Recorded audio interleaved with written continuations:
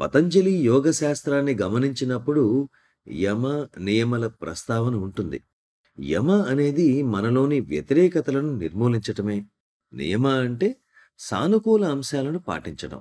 మన అంతరంగ పరిశుభ్రతను పెంపొందించుకోవడమే ఈ యమ, నియమల ఉద్దేశ్యం. For example, when Yama talks about abundance of ఉదాహరణకు fast from యమలో హింసను విడిచిపెట్టండి అని ఉంది. అంటే అహింసను పాటించడం. అది మీ అంతరంగ శుద్ధికి ఎలా దోహదం చేస్తుంది? మీలో ఇతరులపై హింసాత్మక ఆలోచనలు కలిగాయని ఒక్క క్షణం ఊహించండి. మీ మానసిక స్థితికి ఏం జరుగుతుంది? మీరు కొంతసేపు ఆ భావోద్వేగం తగ్గిపోయే వరకు కాలుష్యంతో నిండిపోతారు.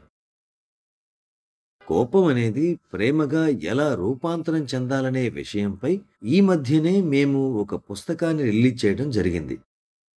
giving at least 2 minutes of time between uh, కోపంతో outburst of బయటకు anger ప్రతిస్పందించే before ముందు, going to outburst of తక్షణం anger. విస్ఫోటనం చెందే ముందు కనీసం 2 నిమిషాలు విరామం ఇవ్వడం ద్వారా సక్రమ యోగ సాధన మీలో ప్రేమ అనే పరివర్తనను తీసుకురావడం అనేది అద్భుతంగా ఉంటుంది.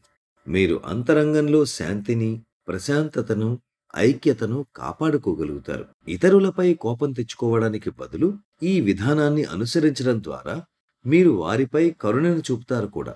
ఇది అద్భుతం కాదా? ఇది మీలో అంతరంగ శాంతిని నెలకొల్పడమే కాక ఎదుటి వారితో కూడా ఒక చక్కని బాంధవ్యాన్ని ఏర్పరుస్తుంది. వారు మీ భార్య, భర్త, వ్యాపార భాగస్వామి లేదా మీ ఉద్యోగులు, వారెవరైనా కావచ్చు.